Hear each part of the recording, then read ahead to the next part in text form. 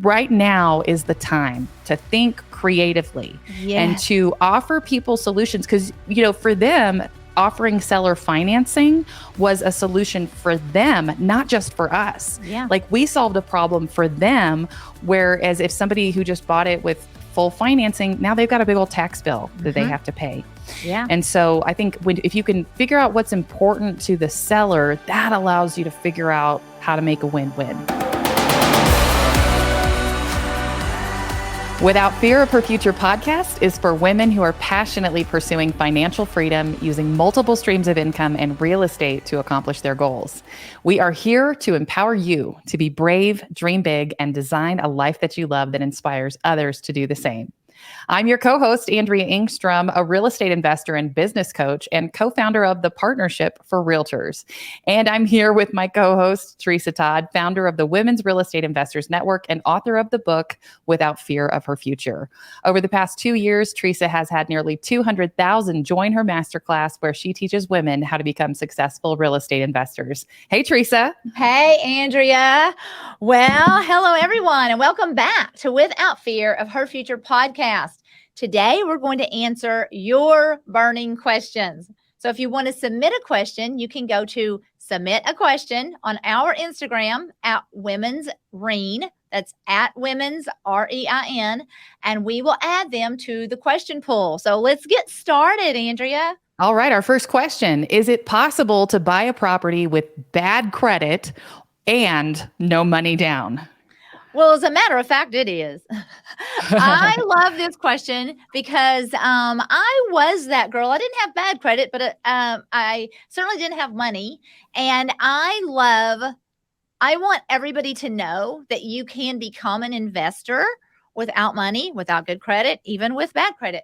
But I started out wholesaling. So the question is it possible to buy a property? I didn't actually buy a property with wholesaling. You get a piece of property under contract, and then you assign that contract or you sell that contract.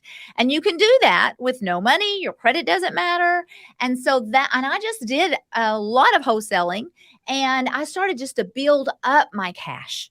And so that's how then I was able to do all of the strategies, because I do believe that it's better to have a little bit of money at least when you start flipping, when you start purchasing rentals and short-term rentals. It is possible to do all of those things by partnering. So everything is possible. I want to say that loud and clear, but I definitely think that it is wiser to have some money. Not so worried about your credit at all, but definitely think that it is better to have some money. And some can be as little as 20,000, to 100,000, 150, 200. But so yeah, I love that you can get started in this business with bad credit, no credit, and no money down. Yes. I will say, I think that once you get into trying to buy rental properties or trying to close on something yourself, you will have an easier time finding hard money lenders or traditional lenders of any kind if you have good credit. And so I want people to hear loud and clear, working on your credit is a worthy endeavor if you want to get into real estate investing.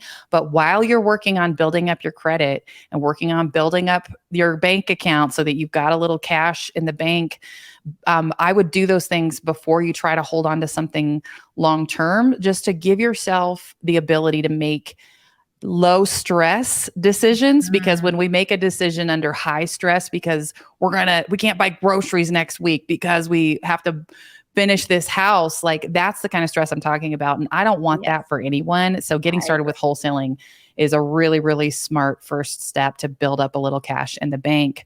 All right. Our next question. Does driving for dollars work? It certainly works. It certainly works. People are always asking, what is the best marketing strategy? And my answer is always all of them. So they all work, whether you're putting out signs that say we buy houses, whether you're using Facebook ads or mailers or door knocking or text blasting, they all work. driving for dollars absolutely works. So what is driving for dollars? That's where you're driving around and you're looking for a property that looks like it's under duress, a distressed. So I'm for a property that maybe has an overgrown yard, boards covering the windows, the roof is caving in, or there's a tarp over the roof, or, we can all tell when a property looks distressed. However, I am not a huge fan of just driving for dollars for the sake of driving for dollars, and that's the only thing you're doing. I always want to do 2 or 3 things at a time. So I started out door knocking, and I did and then I had a plan. I was going to go door knocking on these doors in this particular neighborhood or these particular zip code. But while I was doing that, I'm also looking for distressed, driving for dollars and looking for those distressed properties. Whenever I put out signs that say we buy houses, I'm also driving for dollars. I don't do door knocking anymore. I'm not putting out signs anymore. So now my driving for dollars would be incorporated whenever I am, especially going into a residential neighborhood. If I'm going to visit a friend or somewhere where there's going to be potential houses, hey, just go 30 minutes early, an hour early, and drive around and look for distressed properties that way. And I'd have to mention that there's an app called Driving for Dollars. I use the app that's connected with Propstream. And what makes it so simple is you spot a property, you just take a picture of that property. If you have it all set up, a mailer can automatically go to the homeowner of that property. So driving for dollars is definitely a fantastic way to find investment properties. Again, just not a big fan of just driving around aimlessly if that's the only thing you're doing. Absolutely. When I first got started as a real estate investor, coming out of your masterclass, I was like, okay, what can I do right now? And I was like, okay, I can drive for dollars. I can get in my car and I can go. Yeah. Because I don't know how to use all the systems, but I'm going to figure this thing out. But I tell you what, I didn't do a whole lot of just dedicated hours and hours driving for dollars. But what I did do is I would take a different route every time I would go somewhere, just like you're talking about. Leave a little bit early, take a different direction to go there, write things down. And one of the things that I did, more than writing down addresses even, and then trying to reach out to those people, I was learning the neighborhoods. And I think if you are driving for dollars, make part of your goal to learn the neighborhoods that you are investing in, because all of us have seen neighborhoods or grew up in areas where that 2 or 3 blocks over, that the price on those houses or the value on those houses might be dramatically different based on its proximity to something that's going on in town. And so if you can get to know your neighborhood at a pretty intimate level, you can make really good decisions when it comes time to make offers, and you know what your actual comps will be for those areas. The other thing I want to encourage everybody to do is keep those eyes peeled for a for sale by owner sign. One of my first properties, I was driving a different route to get to one of our houses we were flipping. And I drove past this for sale by owner sign that I was like, oh, I've never seen that one before. And I pulled over and I called it immediately. And I want you all to hear me, immediately call that number.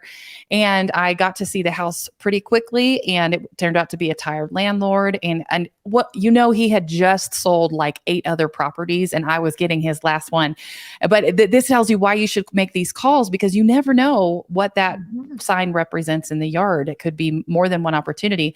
But what he was asking for the house was what Zillow said it was worth. And at the time, prices were going up so fast, and we were experiencing a lot of appreciation. And so I was able to give him exactly what he was asking for. It was a 70-cent deal, and it barely needed any work. He just didn't want to list it with the realtor because he had like 10 houses, and he's like, I can do this thing. I've been doing this for years and years. And so it turned out to be a really good deal, but I wouldn't have found it if I wouldn't taken a different route that day. Yes. Whenever I was door knocking and putting out all the signs, I was definitely calling the for sale by owners as well. Yeah. And but I think that you have to know going in that probably most of those driving for sale by owners are not going to be a deal. That's right. They're looking for somebody. They don't want to pay a realtor. They want the most amount of money. And if that's the case, then they're not, obviously it's not going to be a deal. But there's other reasons that people are also selling their house for sale by owner. Yeah. And sometimes they just don't want to deal with the realtor. Just the hoarder houses a lot of times will not list their homes. So anyway, it's definitely Plus, I'm like you. Whenever I see a for sale by owner, I'm definitely going to call it. And I was just thinking, not probably 2 months ago, I was on my way to an appointment. I was almost there and got a text from the person. And they're like, "Oh, I'm running late. Can we push this off about 30 minutes?" And I was like, "Sure." And I had just came through a residential area. So I just turned around. I'm like, "Well, so for this 30 minutes, I'm going to go." And Great. you know what? I found a couple of different things and was using my app and ended up almost now me being late to the appointment because I'm like, okay, this is fun. I haven't done this in a while. So Yeah. Well, I think it's a great opportunity when you're in the neighborhood and you're looking at a house and you got your app out to practice running comps, yeah, practice learning how to estimate your golden formula offer, which is 70% of the ARV. And we go over that in all of our trainings, but just to practice getting comfortable, like pulling comps, running that ARV, running the golden formula offer, because that's one of those basic skills as an investor. And to do it with a real property that you can actually put eyes on, I think it helps you just like make it concrete. And just as a side note, y'all, I called 10 other for sale by owner signs that did not pan out. They wanted too much for the house, but you never know. And so you just try, you put it out there. Sometimes it's not a good deal and you just move on.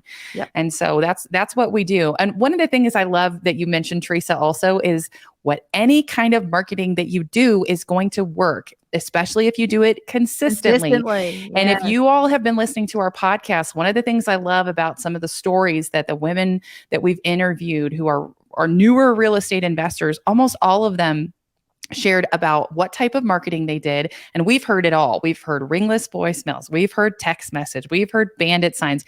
You remember Wendy Parento shared about, she put out bandit signs one time and she got 7 different properties just from putting out those signs one time. So you just never know what's going to work, but whatever you do is going to work. If you do nothing and you just stay at home and you never leave your house and you just learn about all this stuff, but you never do it, that's what doesn't work. That's exactly so good. So good. Okay. So this next question is I'd love to hear examples of how the seller financing is their question. I'd love to hear examples of how this was done on an actual deal. And you just actually closed a deal using seller financing. So share your story. Yeah. So I'm so excited about this because I think in today's market, this is such an important strategy to get familiar with, because when everybody's saying, well, you can't get into real estate investing because interest rates are too high and blah, blah, blah, blah, blah.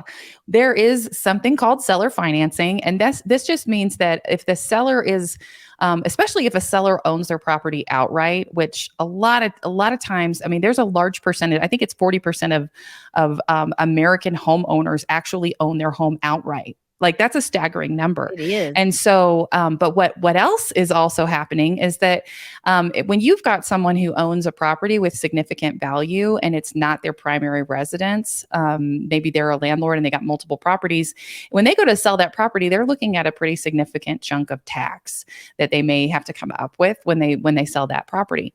And so what we did in our latest deal, it was a triplex. It was listed for $1.1 million on the MLS. It had been listed for a little while. And what I talked to the real estate agent and I was like, do you think they'd consider seller financing?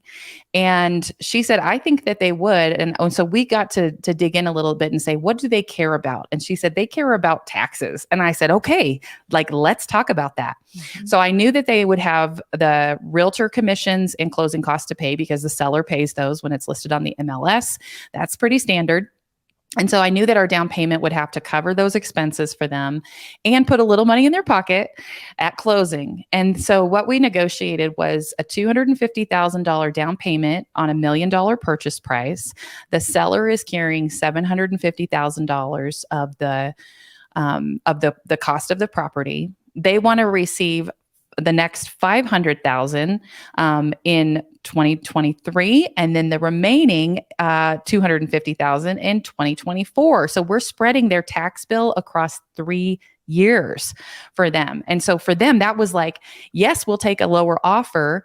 And we're taking this triplex, just so everybody understands what I'm doing. We're taking this triplex and turning it into 3 separate condos that will each sell individually for a much higher price than the total of the triplex. So I think our ARV, our purchase price was $1 million. It needs about $250,000 worth of work. And the ARV on the total of the 3 different units is $1.9 million. And so we've got a nice spread there. Yeah. And in order to do that deal though, because this is where I think sometimes people get tripped up is, well, if the seller is financing the purchase price, how am I paying for renovations? Because I didn't just have $250,000 that I was able to put into the renovations of that property. I've got other stuff going on. And so what we did was we found a partner who was willing to bring the renovations cost. And I didn't ask her to be a second lien. I asked her to partner on this project. And so we ended up coming up with, okay, we've got the funds. We negotiated the seller financing. And so now we've got a deal. And I sat on that. I looked at that thing for weeks and didn't move on it because I couldn't figure out how to finance it because of all these moving parts. But it ended up being a great opportunity for a partner to come in and help us figure out how to make it happen. But I just want to encourage you, right now is the time to think creatively and to offer people solutions. Because, for them, offering seller financing was a solution for them, not just for us. Yeah. Like we solved a problem for them. Whereas if somebody who just bought it with full financing, now they've got a big old tax bill that they have to pay. Yeah. And so I think if you can figure out what's important to the seller, that allows you to figure out how to make a win-win. Absolutely. Absolutely. In this season that we're in right now, seller financing and subject to existing loan are like fantastic strategies to always, I'm going to try that first. May not work out, but that's what I'm going to be thinking when I go into a deal. I'm going to try that first. Absolutely. And, some people ask me this question. I just got this question on a coaching call the other day. Why would someone do that? If they don't have to do that, why would they do that? Well, I just gave you one reason. But Teresa, help us think through, why would it be beneficial to someone, or why would they decide to do that? Well, lots of reasons, even on a subject to existing loan, that is the first, nobody's going to do that. Well, you don't know what situation that they are in. And if they're going to lose their house and get absolutely nothing, or maybe you put cash in their pocket and I actually have 2 where it was the person who originally owned the home had passed away. So there was no reason, not to do a subject to the existing loan. I just took it over. So there's just multiple reasons why someone would do. Just because it's not something that we would do, it doesn't seem like a smart move.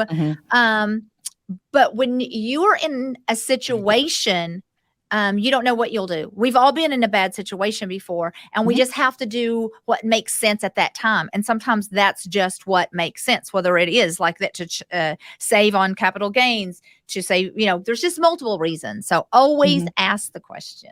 Yes. And I think if you get good at calculating what your financing costs are, and that, for example, if you do it with a private money loan, that you're gonna have to pay 3 points and 12% interest, then if you're able to negotiate seller financing at 4% interest, you've got a little wiggle room with that price if you needed to. So it might allow you to, you say, okay, I can either do it with seller financing and I can offer you 200, and that might be their magic number, or I can do it, and just give you a check at closing, but I can only give you 185. Yeah. And people will take the 200, even though, it's a better deal for you and it's a better deal for them. And so it's the win-win. Yes. Yes. Love it. Love it. Love it. Let's talk short-term rentals. We had a good couple questions here on that. Okay.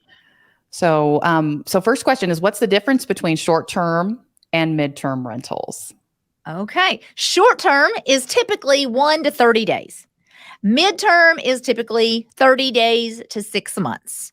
A traditional rental is typically a year. It can, some people will do a 6-month lease, but so that's the difference between a short-term rental and a midterm rental. Midterm rentals are mostly the thing that's going right now are like traveling nurses and that type of Mm-hmm. thing for your midterm rentals. Obviously, short-term rentals is more for the person on a vacation or business trip or something like that. So that is the difference between a short-term rental and a midterm rental. Both of them make very good money. I mean, So with a midterm rental, it's fully furnished. Are you also putting all the dishes in the cabinets, just like you would with a no short-term rental? difference whatsoever. No difference. You want somebody just to be able to walk into this property, whether it's short-term or midterm, with just their clothes, Mm-hmm. and you're providing everything else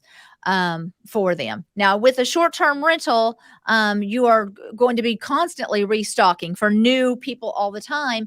For a midterm rental, you can do two things. A lot of times, they will you have it set up, then they will be responsible, like, and when they run out of paper towels, and they can, Sure. or sometimes they still want you to do that. And, you can just kind of work with the pricing on that, or you already have it built into a midterm rental and just find out. I always ask, what do you want? Do you want to do that, or do you want us to continue to restock? And you just let me know when you want me to restock. Okay, very good. So why would somebody make a decision to have a short-term rental versus a midterm rental versus a long-term rental? Obviously, the short-term or midterm, we think we're going to get more income per month, but Yes. it's not guaranteed. No, it's not Hmm. guaranteed, but most of the time you will bring in more money as a short term or a midterm than you would with a traditional rental. So that's Hmm. why it's so popular with investors. So whenever you are deciding, most of the time it's going to be location. If you are near a business district or a hospital district, midterm is what I would be thinking about, because that's where you're going to have somebody coming in that wants something for 30 days, 60 days, 90 days, up to 6 months. If you're in a resort area, a tourist area, then I'm going to be thinking short-term rental for that. Hmm. And then long-term rental is more of just your regular neighborhood, somebody that's looking to live in that property where their kids can go to that school and all of that. So all of those things are what you can think about when you are deciding, what am I going to do with this property? What kind of rental do I want to make? I will say that long-term rental is the least maintenance, I believe, Hmm. personally. Yep. Midterm is more than long-term rental, but less than short-term rental. And short-term rental does require the most amount of paying attention. Obviously, I am a believer that you have property managers that take care of whatever it is, any kind of rental that you have, and they handle all of that for you. But just know that short-term rental is going to require a little more attention than a midterm a little more attention than a long-term. All right. I'm going to throw another, I don't even know what to call this, Teresa. I'm going to throw another type of rental in the mix here. And I'm going to call it the long-term furnished rental. So as I was listing my personal residence, which was a loft in a great area, Mhm. I listed it for rent, and I was asking $19.50 a month, which is pretty high rent for the community that I lived in. And I got connected with someone who was moving from out of the country to this community to rent, and they said we're going to be here for 18 to 24 months.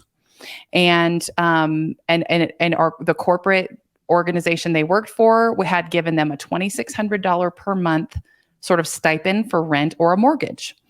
And when they came and looked at our property, they said, if you would leave the furniture, not all the dishes and everything, but if you would leave the furniture, we can make it $2,600 a month. And I said, yes, sir. Whoa, you Yes, bet. sir. Yes. And so I don't know what you call that, but but if you've got a really beautiful location and you can get connected, and midterm rentals are often called corporate housing, Mhm. also, because it's a type of that. But there are executives that, like, their job just takes them and they're like a turnaround team or something like that. Yep. And their job is to go to a new location around the world for that corporation. And they're going to be there for 18 to 24 Mhm. months. And they're not bringing all their furniture from Chile. Mhm. They're not Yep. bringing all their furniture from across the world. And so it just makes sense for them to show up in a place that's fully furnished and then not have to sell it all when they're done. Because if you buy all that furniture, you got to sell it before you move. And so Absolutely. it provides a massive service, great convenience, and we created a really nice win-win. But it's not, I don't have the headache of a midterm or a short-term rental. I just got a nice extra check per month amount than I would have if it were just a typical rental.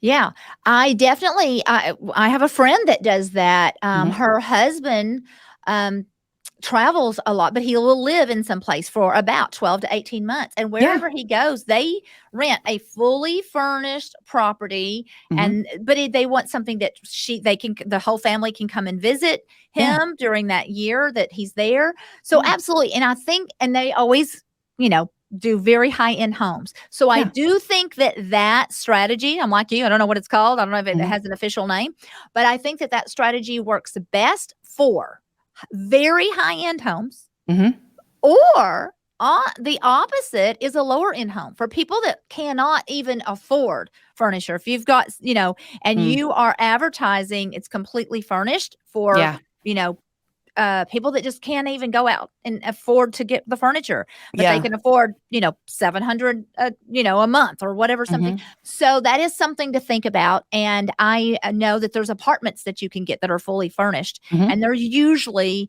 on the lower end. So that's the beauty of thinking out of the box. And when you get to advertise that you have a fully furnished home, either whatever spectrum that you're looking at, you have to realize that you you're not competing with the average person. Now you've got something special that you can offer. And I love that. Yeah. Well, this is the next great question, because I think this is a fear that a lot of people have that keeps them from getting into this space. But what happens when I have a short-term rental, like an Airbnb, and the city makes it illegal to run a short-term rental? Do I have to sell it? What do I do? Okay. So I ran into this problem myself, and but learned that I could be grandfathered in. So if you already had a short-term rental that was operating when they changed this rule, I was grandfathered in. Now that's not guaranteed everywhere, because I have heard the stories where they had to, they had to close down their short-term rental. Thankfully, I didn't.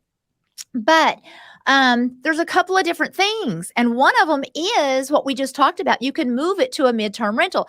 I have a friend that had a short-term rental, and they changed the rule on her.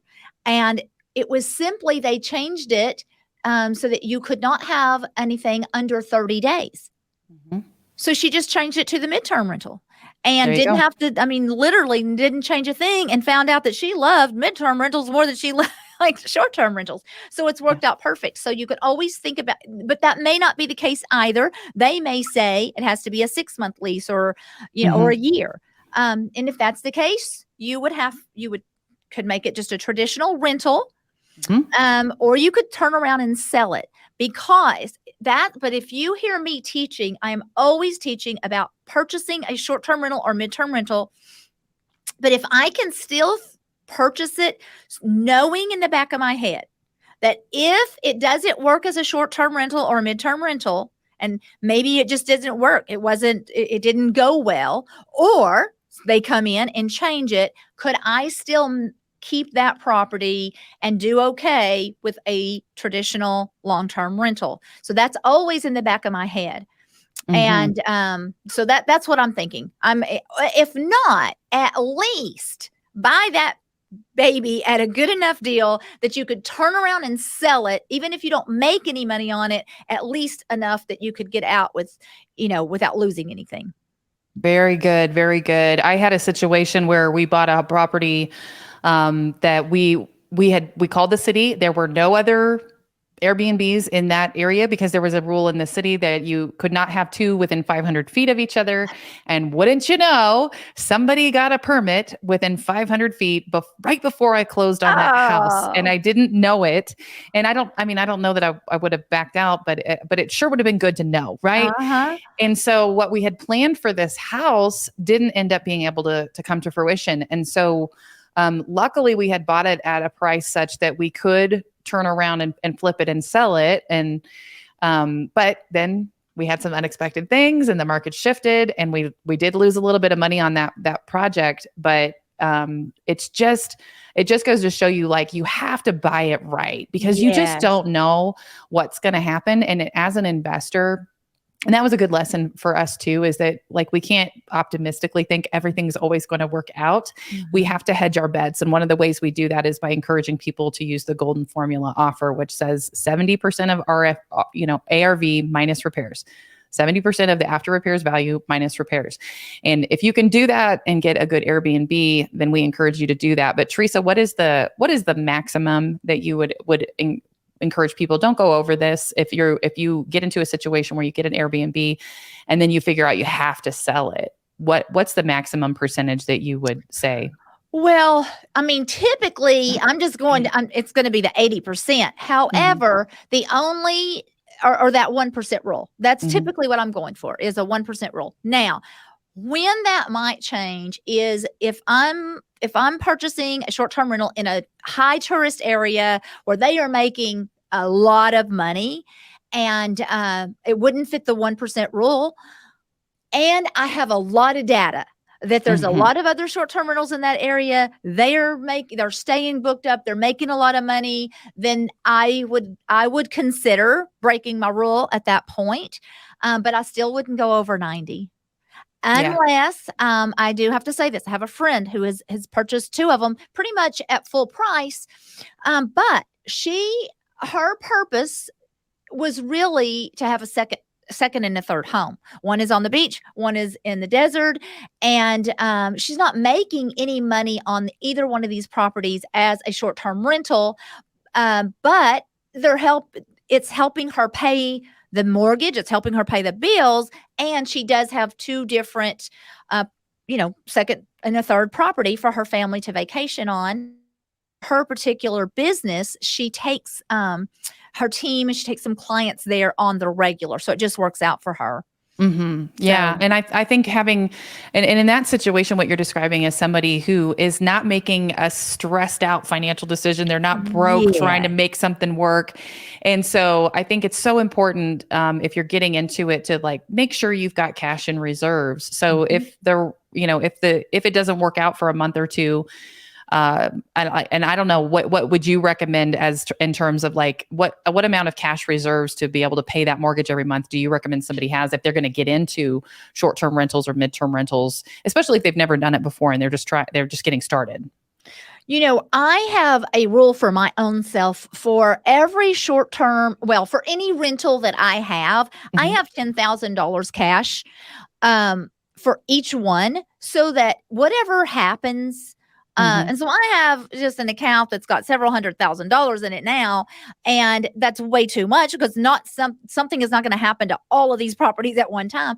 But I don't want to be a slumlord. That was my biggest fear whenever I got started, is if you are doing everything and you have no extra cash, what are you going to do when a hot water heater goes out or something happens to that property and you've got somebody calling you and they need repairs and you can't afford to repair it? And that is who I didn't want to be, for sure. So my rule at the time was at least $10,000 per property is what I would have on reserves for any type of a rental.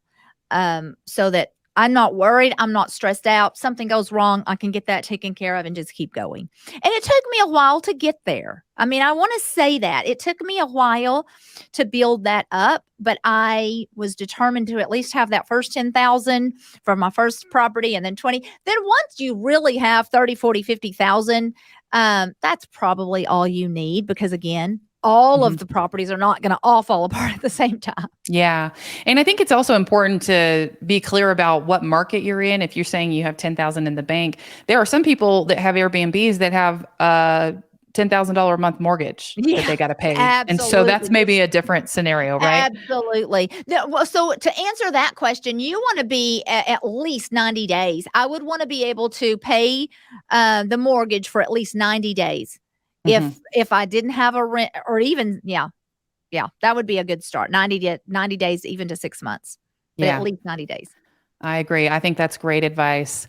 Well, Tresa, I want to go ahead and get to our challenge today. Let's jump into that. What is our challenge for our listeners this week? All right. Well, we want to challenge you this week to schedule 30 minutes for the next 7 days for you to tackle a specific skill that you want to learn even more about in real estate investing. Maybe that is practicing running comps or whatever that is. We challenge you to seriously use this time to immerse yourself in the knowledge that you desire to get this thing going.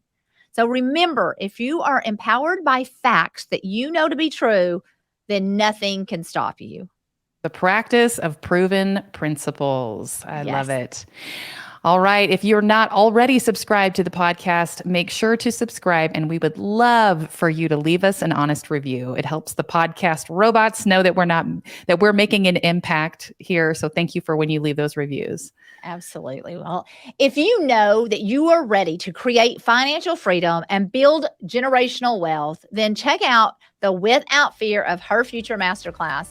There's a link available in the description of this video. All right. And on behalf of the Women's Real Estate Investors Network and Tresa Todd, I'm Andrea Engstrom, encouraging you to be brave and dream big.